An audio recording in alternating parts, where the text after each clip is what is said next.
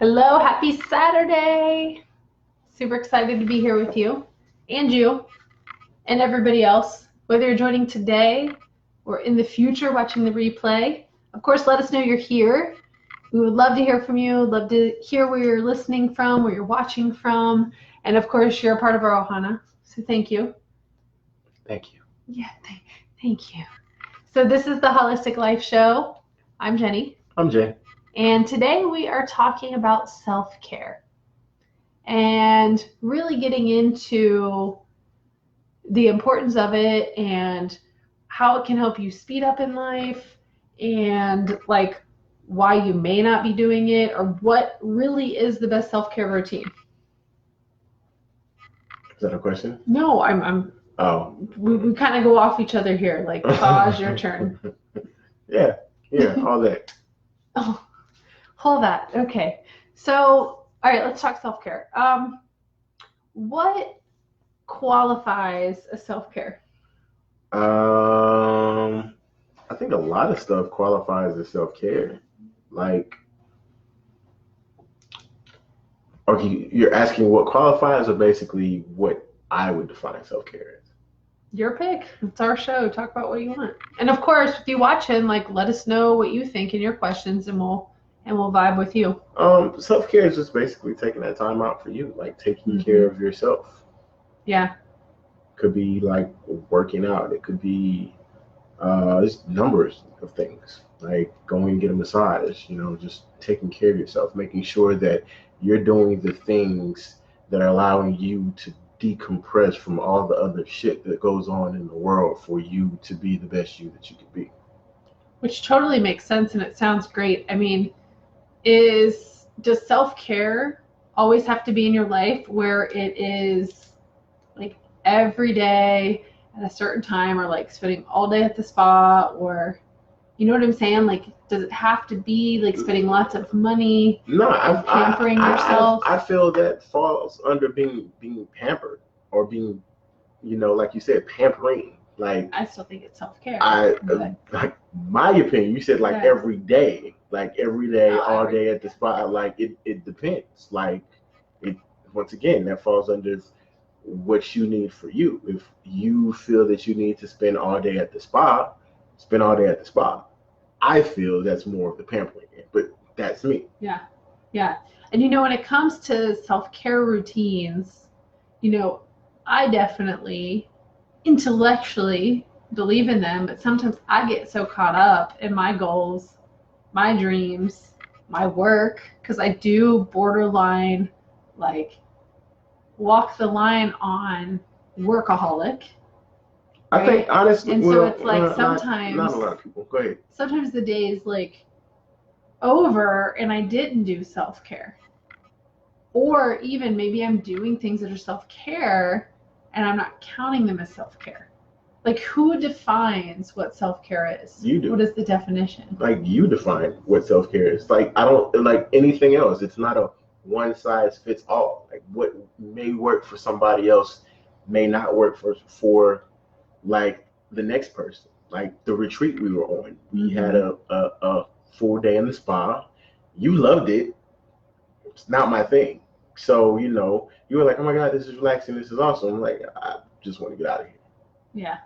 Well, so like the actual activity, when I think about what really is the best self-care routine, I think that the key aspects for it are, when you're paying attention to like your mood, your energy, your excitement, and like vivaciousness. I don't know if that's a word. It just feels like it should be if it's not. But if you're like paying attention to those things in your life, right? Your stress levels, your self-talk, possibly your negative self-talk, your confidence in yourself, like all of that, I feel like if your levels of those things are trending in a way that's not serving you, then maybe it's time to really ramp up your self-care routine.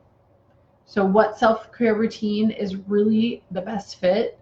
It's like the things that are going to help you ground yourself, the things that are going to help you quiet down your mind, things that are going to help you rejuvenate, replug in, like all of those things. I think anything that helps you do that is the best self-care routine. So let's throw out some examples, Yeah. like for you.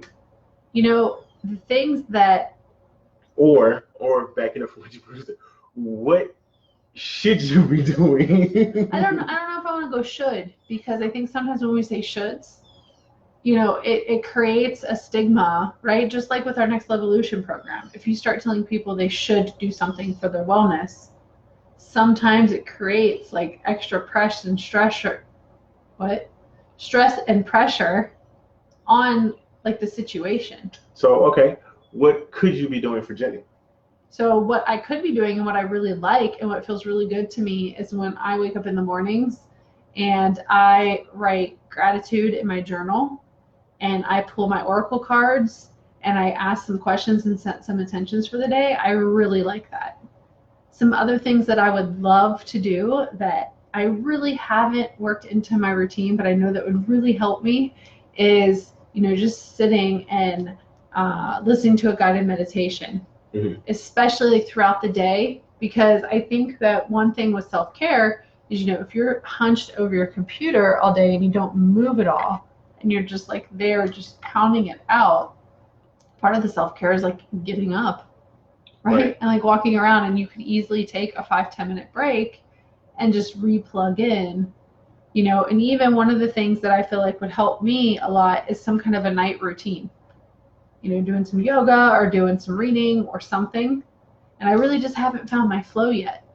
And I think that sometimes when we think about self-care, at least for me, sometimes I feel like it's got to be like perfect, or it's got to be a should. I should be doing this. I should be doing that.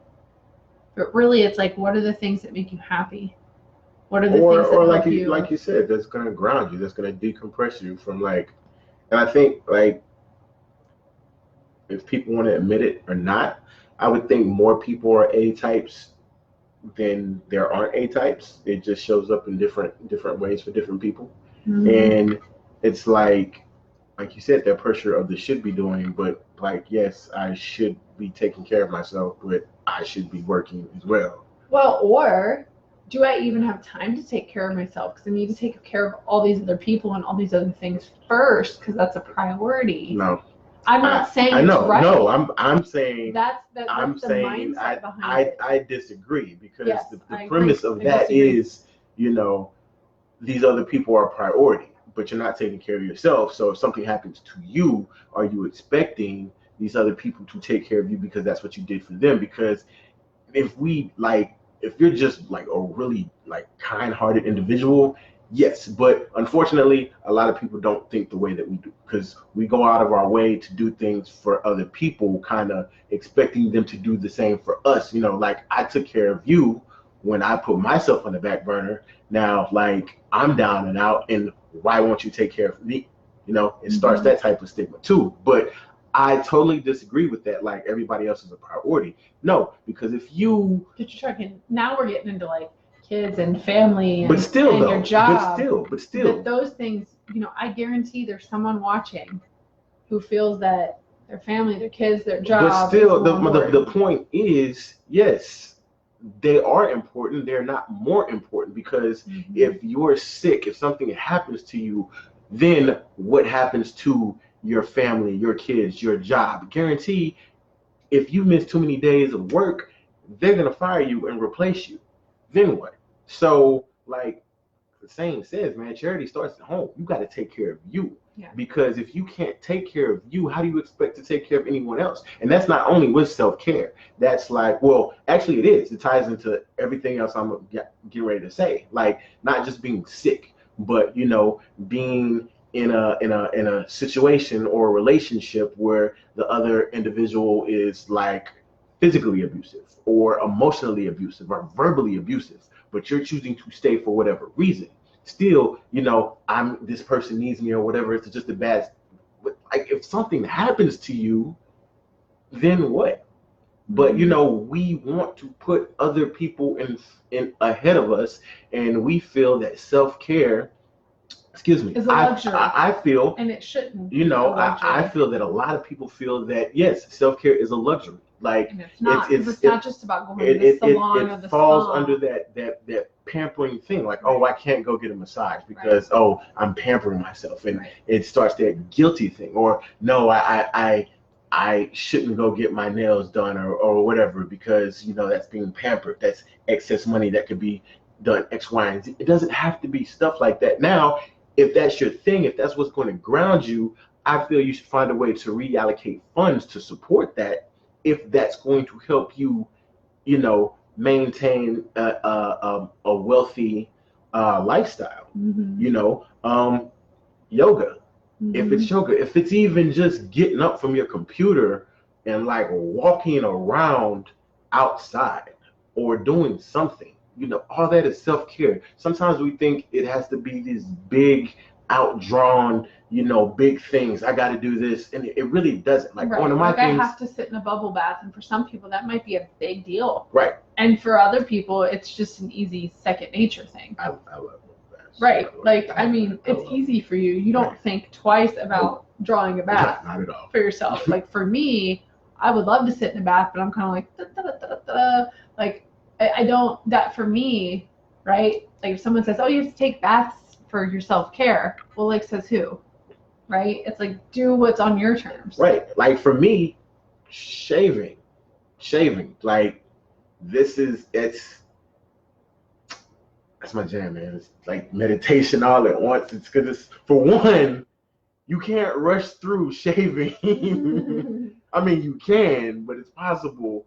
That's like one of those things you can't really rush through, or you could danger yourself. So you kind of have to take that time. And I've got to the point where like I can't really like rush through this. So it's like taking time to do this, and while I'm giving myself time to do this, it gives me time to like ground myself. It gives me time to kind of think about the things I want to take care of in the day, because I'm totally guilty of getting up, grabbing my phone, hopping on social media first thing in the morning to check on everybody else's life instead of grounding myself, my energy, and my power for that day. So for shaving, for me, is one of those things, and I look really good when I do it.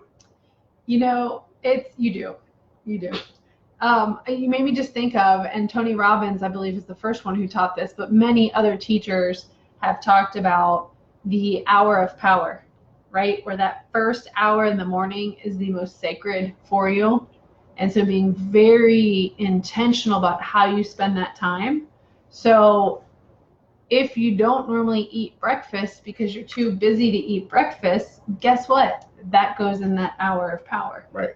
If it's a matter of doing 15 minutes of exercise in whatever form of movement that works for you, that goes in that hour of power. If it's meditating, if it's gratitude journal, if it's walking outside, if it's reading a book, if it's shaving, or whatever it is, goes into that hour of power. And actually, that sounds so amazing. Like, even, do you guys ever just like think like, just you crave? Do you ever crave like that just peace and that grounded and that just like feeling? Do you ever crave that? Do you ever crave the silence? Do you ever crave just what it would be like to just be? I do. I crave that. But sometimes I'm too busy to step into it. I feel like it's an extra thing to do that's going to take me away from all the other things I have to get done for the day. So it is a reprogramming, a rewiring, reframing of the situation, of your day, of your life, because one of the things that has been happening a lot to me lately, a lot more, is like a lot more stress and anxiety about things, where I'm having extreme highs and extreme lows, and it's been different. Something that I'm not used to, and I'm really, looking for different ways to cope with it. But sometimes I don't do these self-care things that would really help me. And so I'm looking into, okay, is there a mental health coach or a therapist or whatever that would be able to help me through it? Right. And I guarantee the therapist is going to say, you need to meditate. You need to, maybe they won't say need, but they're going to be like, hey, meditate and do these different things. Right. But sometimes that's what it takes, because if you're not getting the results in your life on your own, you have to be willing to look for that help. But I And think the too, form that help comes I in. think too, for some people, Yeah. the therapist thing is kind of taboo because it's like, oh, I'm going to a therapist, there's something wrong with me, which isn't the case, which Right. totally is not Right. the case. But it's just another like outside source that can help hold you accountable, help you reframe some things, maybe help you realize like, hey, it's okay that I do this, or it's okay that I do that. And if you think about it, when we're talking about self-care, you know, a lot of the things that I would be looking for a mental health coach or a therapist to help me out with is the exact same things. It's very parallel to what we're creating with the next Levelution program. Because it's the same things when it comes to like your wellness, right? Mm-hmm. You're frustrated because, you know, you feel like, oh my God, I should have ate salad 18 times this week, and you know, I'm so mad at myself, and I really need to get better about this. And it's a lot of like beating up of yourself. Right. But the conversation is about food, or it's about how you look. Right. And so it's very similar. And it's like intellectually you know what to do, just like with self-care. And our program is a form of self-care. Right? It still feeds into that. It's just like, what conversation do you need to have with an outside coach, an outside support, an outside whatever to help you get over that hump? Right. And it's okay if you need help, because how many years do you want to continue to just like cycle through the same thing? I've been cycling through the same mental crap over and over and over. I keep cycling. I'm high, I'm low, I'm telling the same story over and over, and it's like, man, if I want to get through this, I'm gonna have to look for outside help. But too, it's that saying too, like if you want to shoot, therapy is a form of self-care. Jeez. Go to a different level, you know what I'm saying? You got to do different things. Yeah. Like you can't expect a different result if you keep on doing the same thing you've been doing. Like you're gonna stay where you are. Mm-hmm. So, like, yes, intellectually we connect with it, we understand it, we say, oh, that's easy. Or if it's easy, why aren't we doing it?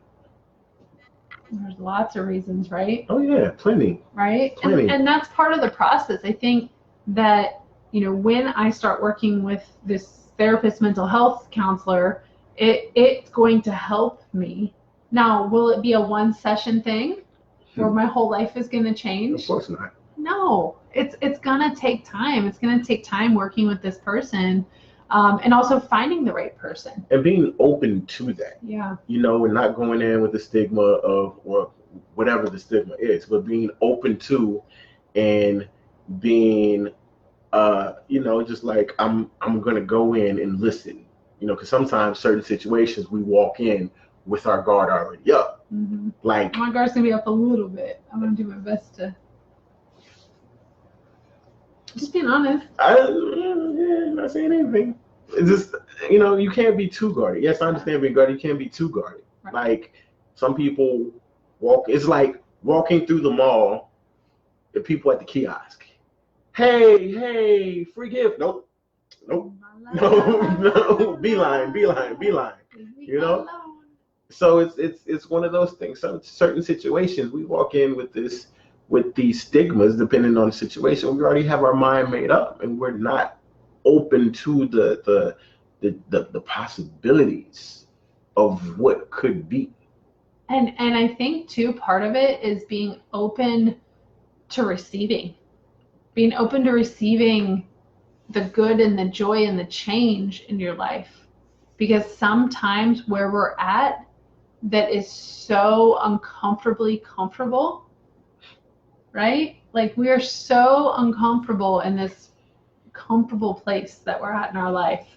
So it can be a little bit challenging to change, but you know, the best self-care routine is the one that helps you lift your life up. Yep. The one that helps take you to the next level, the one that helps ground you, the one that helps you feel amazing and delicious and fabulous. The one that helps support you, the one that helps tone down your stress levels. I always say is, you know, best. You know, what's the best X, Y, and Z. There's no best. It's about what's best for you. Everybody's different. What's best for you. Like I know what's best for me, but what's best for me may not be what's best for Right. you. And you can try what's best for Jay or me or whoever else it is that you follow. Right. But then from there, you try it and you tweak it. Yep. You try it and you tweak it and you find the variation that works for you. And maybe it's the exact same thing. Woohoo. Maybe it's not. Woohoo. Like, it doesn't matter. It's what's going to be best for you. It's all feedback. That's all it is. It's all feedback. Yes. And I'm not gonna say. I was about to say we have to be like we should be so closed off to feedback, because feedback is what's going to make us better. Mm-hmm. So tweak us. Yeah, that's what it's about. Its whole life is about growing, changing, being better than you were. Like, I don't want to look back and be like, oh, at 25, this is a lot of shit I didn't know at 25. Mm-hmm. I don't want to stay the person I was at 25. Yeah. Like, going into like 40, 50, 60, I still don't want to be that 25-year-old, because that 25-year-old didn't know a lot of things that I know now. Mm-hmm. And I feel that's what life is. Like, every year you get older.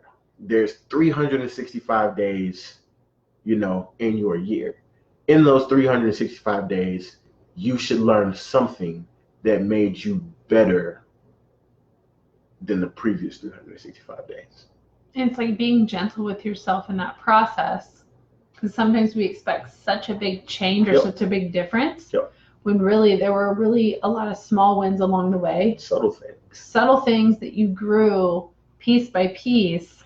And I think all of this, all the mindset, all of the journey, all of the wellness, all of it ties into self-care. All of it at the core. Every single thing that we do in our life ties into self-care. I want to tie that into something else, but I'll do it on a different life. Got it. Yeah, so, please share with us, like, what are some of the things you do for self-care? Where are you caught up? Where are things difficult or challenging for you? Or are you just like stuck, like, I don't even know what self-care is? Like, where do I begin? Like, let us know. Yeah, let us know. Or if you don't want to, if you don't want to put it, message us. Like, we're not gonna put your business out in the street unless we're really, really cool. We know that you don't mind your business being out in the street. Whoa.